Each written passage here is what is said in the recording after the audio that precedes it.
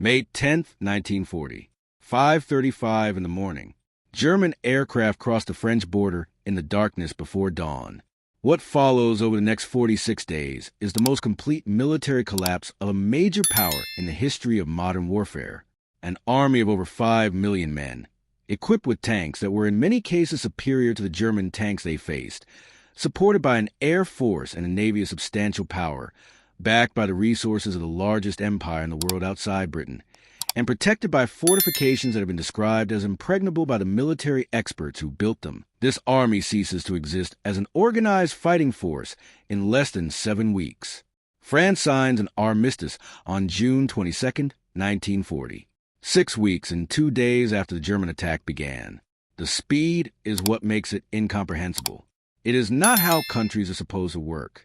Countries with armies of 5 million men, with centuries of military tradition, with the experience of First World War's trenches still present in the memory of men still young enough to fight, these countries are not supposed to collapse in 46 days. Most histories of the fall of France focus on military mistakes, on the failure of Allied command to respond to the German breakthrough at Sedan, on the dispersion of armored forces when concentration was required, on the communication failures between French and British commanders, on the specific decisions made in the critical 48 hours when the German breakthrough could theoretically have been counterattacked.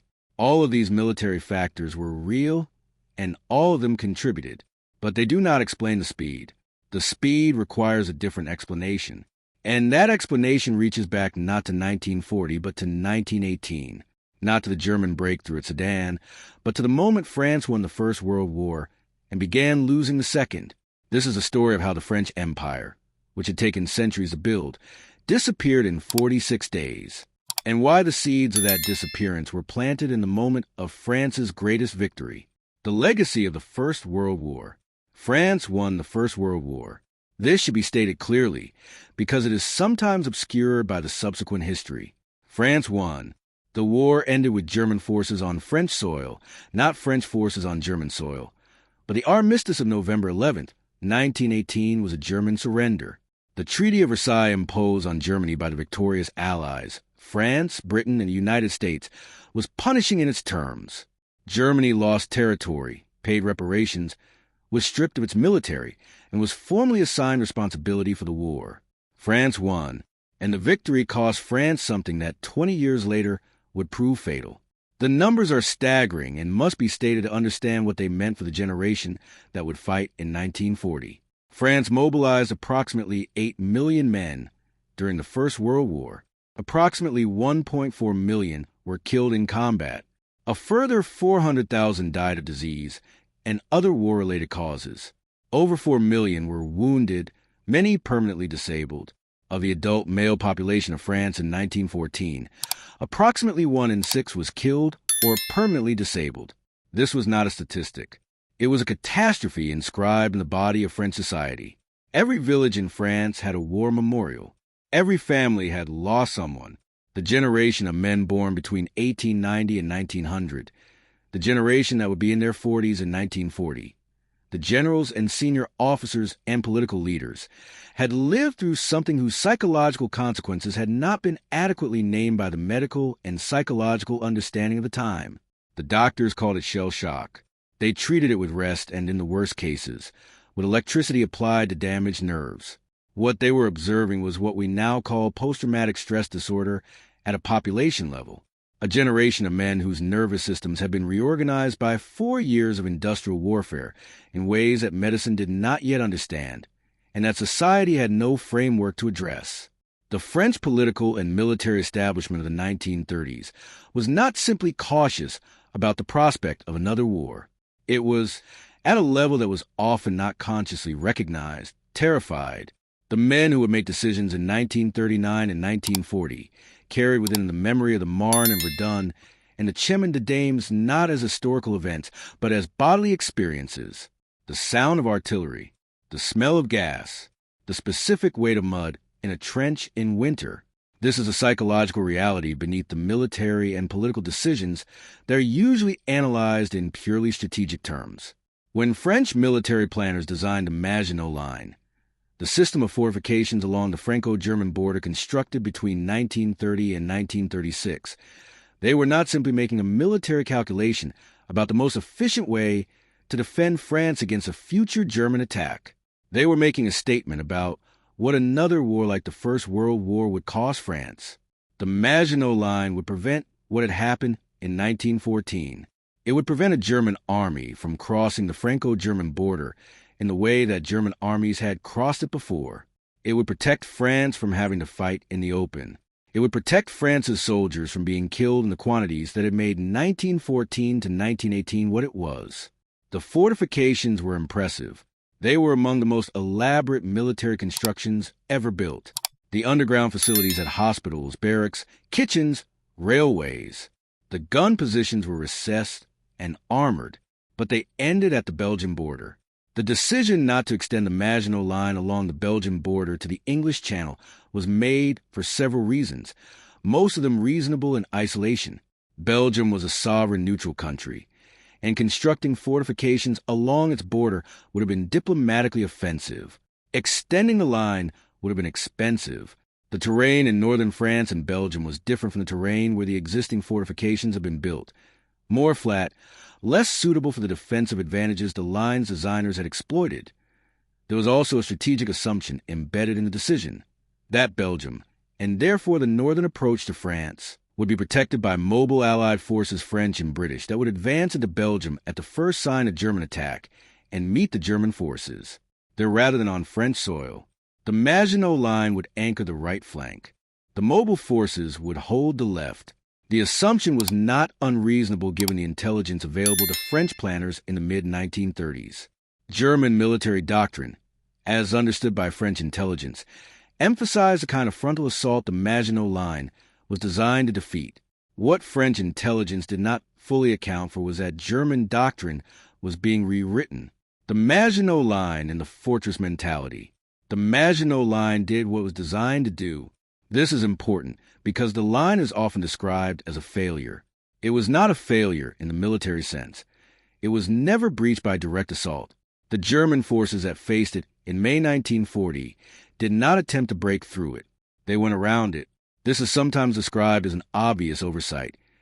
How could French planners have failed to anticipate that Germany would simply go around the line? The answer requires understanding what French planners believed about the terrain to the north of its northern terminus, the Ardennes Forest. Dense, hilly, thickly wooded terrain straddling the borders of Belgium, Luxembourg, and Germany. French military thinking, expressed most authoritatively by General Philippe Pétain, the hero of Verdun, the most respected military figure in France, held that the Ardennes was impassable for large armored and motorized formations. Tanks could not move through the dense forest trails. Artillery could not be supplied. Pétain was wrong, but his authority was such that his assessment was not seriously challenged within French military planning circles. Erich von Manstein, a German general on the staff of Army Group A, had developed an alternative plan that placed the main German armored effort through the Ardennes rather than through Belgium. The plan was initially rejected by the German High Command as too risky. A modified version was eventually adopted after a German aircraft carrying plans for the original offensive was forced to land in Belgium, compromising that plan's security. The Manstein Plan, the plan actually executed on May 10, 1940, concentrated Germany's armored strength in a narrow thrust through the Ardennes, aimed at crossing the Meuse River at Sedan, and then driving northwest to the English Channel. The objective was not to capture Paris. It was to cut off the Allied forces that had advanced into Belgium, trapping them against the coast. It was an audacious plan. It was also, in the specific conditions of May 1940, exactly the right plan. The empire that should have saved France before examining those 46 days. It is worth understanding what France had that should have made the outcome different. The French Empire in 1940 was the second largest on Earth. It comprised approximately 13.5 million square kilometers, roughly 10 times the area of metropolitan France, and around 100 million people, the vast majority subjects rather than citizens. Morocco, Algeria, Tunisia in North Africa, Senegal, Guinea, Ivory Coast, French Sudan, Niger, Chad in West Africa, Madagascar, Djibouti in East Africa, Syria and Lebanon, Indochina, Vietnam, Laos, Cambodia, New Caledonia, Polynesia in the Pacific, Guyana, Martinique, Guadeloupe in the Americas. This empire gave France raw materials, military manpower, and a sense of great power status reaching back to Napoleon. The manpower was significant. During the First World War, France drew roughly 600,000 soldiers from its colonies: Senegalese tirailleurs, Moroccan gummiers, Algerian zouaves, Tunisian sharpshooters, who fought on the Western Front alongside metropolitan troops. In 1940, France again drew on this reservoir. Approximately 300,000 colonial soldiers were mobilized by May 1940. But the empire was also a strategic liability rarely discussed in standard histories. It had to be defended, spread across the world. Forces assigned in North Africa, Syria, Indochina, West Africa were forces unavailable at the critical front. The empire also shaped French political psychology. Its possession meant France had strategic options a purely metropolitan power would not have. If metropolitan France fell, the empire remained. The war could be continued from North Africa. This was exactly the argument Charles de Gaulle and others made when they urged continued resistance after the armistice.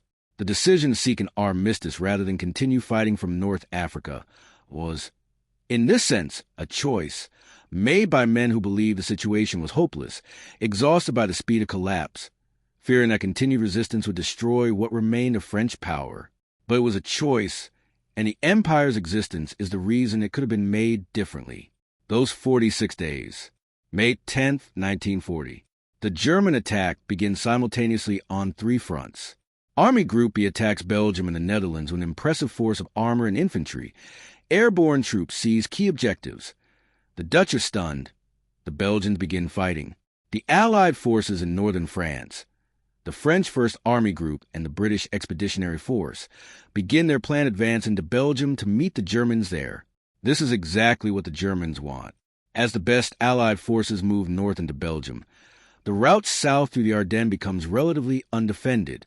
Army Group A, 7 panzer divisions organized into Panzergruppe Kleist, begins moving through Luxembourg into the Ardennes on May 10th. The movement was not smooth.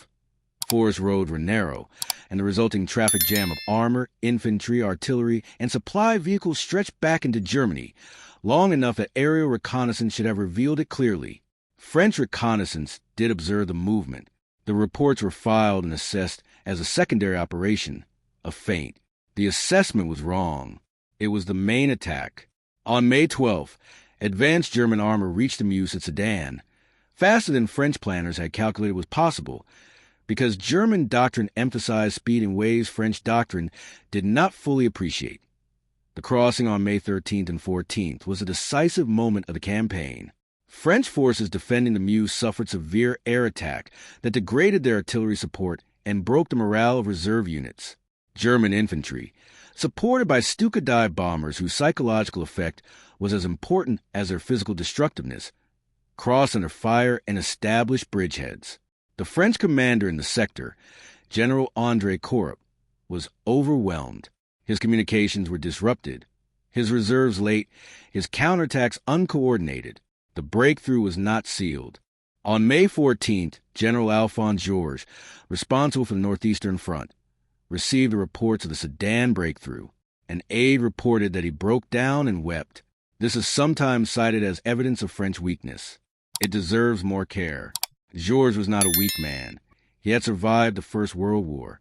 What he was expressing was not cowardice but recognition that the entire strategic architecture of French defense, the Maginot Line, the advance into Belgium, the assumption that the Ardennes was impassable, had failed simultaneously, and the forces committed to Belgium were now threatened with encirclement. The armored exploitation that followed was unlike anything seen before in modern warfare. General Heinz Guderian drove his tanks west at a pace that shocked his own superiors as much as the French. German High Command, not fully believing the breakthrough could be exploited so fast, ordered Guderian to pause on May 17th to consolidate. Guderian negotiated a compromise, a reconnaissance in force that was, in practice, an advance at full speed. By May 20th, German armor reached the channel at Abbeville. The Allied forces in Belgium were cut off. They were pushed back toward the coast. The evacuation at Dunkirk, May 26 to June 4th, rescued approximately 338,000 soldiers, mostly British, with significant French numbers, but left behind enormous quantities of equipment, a miracle of improvisation, and also a catastrophe, an army saved only by abandoning everything but the men themselves.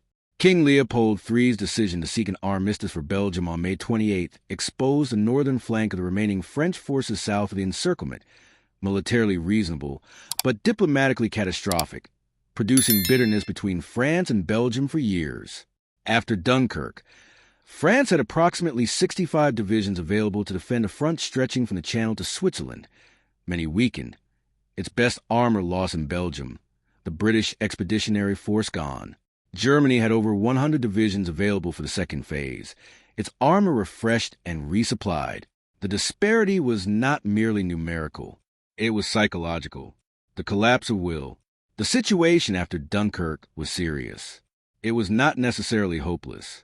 France had significant forces remaining, the resources of its empire, the prospect of British support, including the Royal Air Force, and the option, which de Gaulle urged, of continuing the war from North Africa. What France lacked, by the time the second phase of the German offensive began on June 5th, was the will to fight on. Will is not a measurable military quantity. It is visible only in its presence or absence, in the decisions made under pressure. The speed of the collapse had produced what military psychologists call catastrophizing, the extrapolation from a severe but potentially recoverable setback to conviction that all is lost. The French command in late May and early June was making decisions on the belief the war was already lost, a belief that was premature but, once it took hold, became self-fulfilling. General Maxime Weygand, who replaced Gamelin as supreme commander on May 19th, assessed the situation as hopeless almost from the moment he took command. Marshal Pétain, recalled as deputy prime minister in late May, was 84. The hero of Verdun, the man who had stabilized the army after the mutinies of 1917. His assessment was that France should seek an armistice. Pétain's reasoning was not cowardice. He genuinely believed continued resistance was futile and would cause unnecessary suffering, that accepting defeat honorably served France better than prolonging an unwinnable war, and that the British were prioritizing their own interests over France's. He was wrong about the military situation, wrong about the alternatives, wrong about the likelihood of German victory over Britain. But his authority made the armistice feel inevitable rather than chosen. The armistice.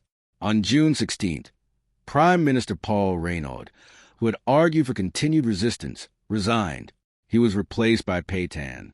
On June 17th, Pétain broadcast to the French people that France must seek an armistice, a fait accompli, decided before terms had even been negotiated. De Gaulle had flown to London the day before. On June 18th, from a BBC studio, he broadcast his famous appeal, a call for continued resistance, a refusal to accept that France was defeated, an assertion that the war was not over because France had lost a battle. He had no official status, a junior general given a minor post days before collapse, who resigned rather than accept the armistice, and he was speaking to a French audience, most of whom never heard the broadcast. The contrast between de Gaulle and Pétain in June 1940 is the contrast between two assessments of what France was and could be. Pétain saw a defeated country needing to minimize its losses. De Gaulle saw a country that had lost a battle and still had an empire, a fleet, and the support of Britain and potentially America to keep fighting. Both were patriots reaching opposite conclusions because they were looking at different things. The armistice was signed on June 22, 1940, in the same railway carriage in Compiègne Forest where Germany had signed the armistice of 1918. Hitler chose a location and the carriage deliberately for the symbolic reversal of that humiliation. The terms divided France. Northern France and the Atlantic coast were directly occupied by Germany. Southern France, the free zone, was governed from Vichy under Pétain, nominally sovereign, in practice a German client. The fleet and the empire. The fleet was the asset that most concerned Britain. If the French fleet, the fourth largest navy in the world, fell into German hands, the naval balance in the Atlantic and Mediterranean would shift decisively. Churchill made the decision that would poison Anglo-French relations for years. On July 3, 1940, the Royal Navy attacked the French fleet at Mers el-Kabir in Algeria, killing approximately 1,300 French sailors and destroying or disabling several major warships. It was not strictly necessary. The French admiral, Marcel Gensoul, had no intention of letting his ships fall into German hands, and had other options available, including sailing to American or Caribbean ports or scuttling. Churchill did not give him time to exercise them. The attack demonstrated British resolve to fight on regardless of French decisions. It also confirmed, for many, the deeper causes. To understand why France collapsed so fast, these military and psychological factors need a longer historical frame.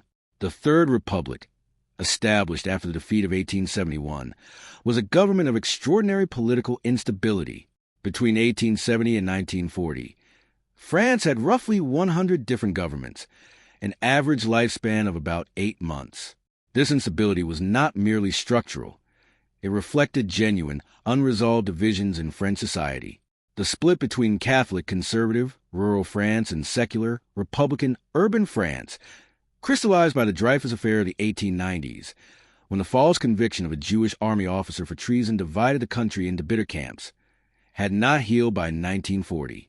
Many on the right who had condemned Dreyfus and used the affair to attack the Republic, the Jews, and secular institutions were still present in French politics, and many by 1940 preferred German occupation to the Republic's continuation. The phrase attributed to some on the French right, "Better Hitler than Blum," referring to Léon Blum, the socialist Jewish prime minister of the 1936 to 1938 Popular Front, captured something real. They feared the French left more than the German right. This is why Vichy was not merely defeated men making the best of a bad situation. For many of its members, it was opportunity, a chance to reverse the Third Republic's social and political developments, and to target the Jews, Freemasons, and communists the right had blamed for decades. The anti-Semitic legislation Vichy enacted, independently of German requirements, expressed convictions that predated 1940. Convictions the occupation simply gave the opportunity to implement. Resistance and liberation. The armistice was not the end of France's story. It was the beginning of a more complex one, a divided France, some collaborating, some resisting, most trying to survive. The resistance was smaller in its early years than post-war mythology suggested. It grew slowly, accelerated by German policies that made neutrality harder to sustain, and reached its greatest strength around the Allied landings in Normandy in June 1944. Resistors came from across the spectrum. Communists ambivalent before Germany invaded the Soviet Union in June 1941, who became committed resistors afterward, Gaullists who never accepted the armistice, nationalists who could not accept occupation, Christians who could not accept what they witnessed, Jews for whom resistance or flight were the only alternatives to deportation. The resistance produced remarkable individual courage. Jean Moulin, the prefect who became de Gaulle's representative inside France and unified its disparate networks, was captured, tortured, and died without revealing his secrets. Thousands of others are recorded on the memorials of French towns and villages. Thousands more were never recorded at all. Outside France, the Free French forces de Gaulle assembled fought alongside the Allies in North Africa, in Italy, and in the liberation of France itself. That liberation came in stages. The Normandy landings of June 6, 1944, and the liberation of Paris on August 25, 1944, where de Gaulle deliberately walked the Champs-Élysées before the city was fully secure, with German snipers still firing from rooftops. Political theater asserting that France had liberated itself, that the France of the resistance, not of Vichy, was the real France. Not entirely accurate historically, but politically necessary. France needed a story about itself compatible with dignity and continued national existence. The reckoning. Liberation was followed by a reckoning with the occupation that France has processed, with varying honesty, ever since. The immediate post-war epuration, the purge of collaborators, was extensive and incomplete. Roughly 10,000 people were executed, some through formal trials and some in extrajudicial killings. Many more faced public humiliation, including women accused of consorting with German soldiers. But the purge was far from comprehensive. Many collaborators kept their positions, their businesses, their wealth. Pétain was tried in 1945 and sentenced to death. De Gaulle commuted it to life imprisonment in recognition of his First World War service. Pétain died in prison in 1951, aged 95. Pierre Laval, Vichy's prime minister and most associated with active collaboration, was executed in October 1945. The broader reckoning with French responsibility for the persecution of Jews took decades. France deported approximately 77,000 Jews to German extermination camps. Roughly 3,000 survived. The deportations were carried out by French police, under French administrative authority, in coordination with German authorities. For decades, the official position was that Vichy was illegitimate and did not represent France, so France bore no responsibility. This was legally defensible and historically incomplete. The French police who rounded up Jewish families in the WWII roundup of July 1942, some 13,000 people, including more than 4,000 children, held in a Paris velodrome before deportation, were French citizens following French orders. In 1995, President Jacques Chirac formally acknowledged French state responsibility for the roundup and for collaboration in the persecution of Jews, the first such acknowledgement by a French head of state, 53 years after the fact. The empire after the war. The French Empire did not survive the war intact. The occupation had shattered France's claims to civilizational superiority, and the colonial subjects who had fought for France in 2 world wars were not going to be rewarded with equality. Independence movements accelerated across the empire. France tried to reform the empire rather than dissolve it. The French Union of 1946 attempted a framework of equal partnership. It failed. In Indochina, Ho Chi Minh declared independence in September 1945. French refusal to accept it led to the First Indochina War of 1946 to 1954, ending in defeat at Dien Bien Phu. In Algeria, legally not a colony but 3 department of France itself, the independence movement led to the Algerian War of 1954 to 1962, fought with extreme brutality on both sides, killing roughly 300,000 people, most of them Algerian. It nearly destroyed the French state. The 1958 crisis it produced brought de Gaulle to power and created the Fifth Republic. Algeria became independent in 1962. The Pieds Noirs settlers were evacuated in conditions many experienced as traumatic expulsion, and the Harkis, Algerians who had fought for France, were largely abandoned, many killed in reprisals. Morocco and Tunisia gained independence through negotiation in 1956. Sub-Saharan Africa followed in a rapid wave in 1960, managed by France in a way that preserved much of its economic and political influence, a system sometimes called Francafrique.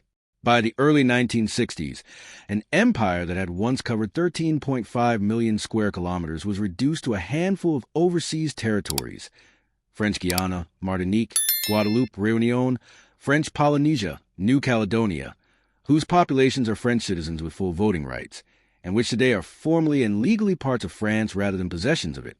Why it matters.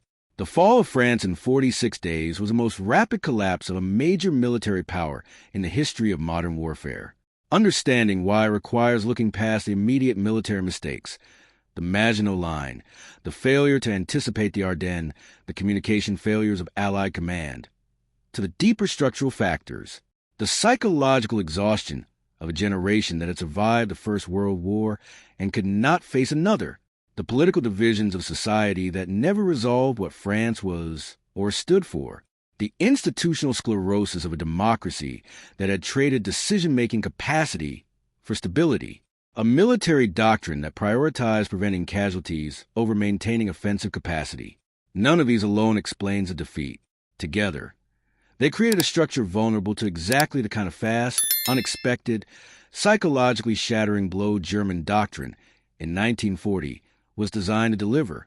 The empire that should have been France's ultimate reserve, the resource that made continued resistance possible even after metropolitan France fell, when and used that way because the men deciding in June 1940 could not see past the immediate military situation to the total strategic picture. De Gaulle could see it. He was a junior general with no political authority and no institutional support. He was right, and he was ignored. The France that emerged from the war was fundamentally different from the France that entered it. The Third Republic was gone, replaced eventually by the Fifth Republic de Gaulle, designed in 1958. The empire was going, dissolved over the following 2 decades. The social divisions of war exposed, between resistors and collaborators, between those who protected Jews and those who denounced them, did not simply disappear with victory. France rebuilt, economically, as a founding member of what became the European Union, militarily, as a nuclear power and permanent UN Security Council member, politically, in a Fifth Republic more capable of decisive action than the Third or Fourth had been. On the night of June 22, 1940, Adolf Hitler was photographed doing something widely described at the time as a dance of joy, a small skip as he turned from the carriage at Compiègne. The photograph became iconic. It was, in fact, a loop repetition of a single film frame, not a dance, but it captured something real. Germany had reversed the verdict of 1918. What the photograph did not capture was what would follow. Germany's victory in France was not the end of the war. It was, in retrospect, the moment the war became unwinnable for Germany, because the fall of France failed to produce a British surrender, failed to bring America to the table, failed to achieve the quick strategic resolution German planning required. The 46 days that destroyed the French Empire were also the 46 days that made Germany's ultimate defeat more likely. The railway carriage at Compiègne was burned by retreating German forces in 1945. A replica now stands in a museum. The monument France had erected to commemorate 1918, which Hitler ordered preserved so it would witness France's humiliation in 1940, was dynamited by French forces that same year. The forest grew back over where it stood. Some wounds heal, some take longer.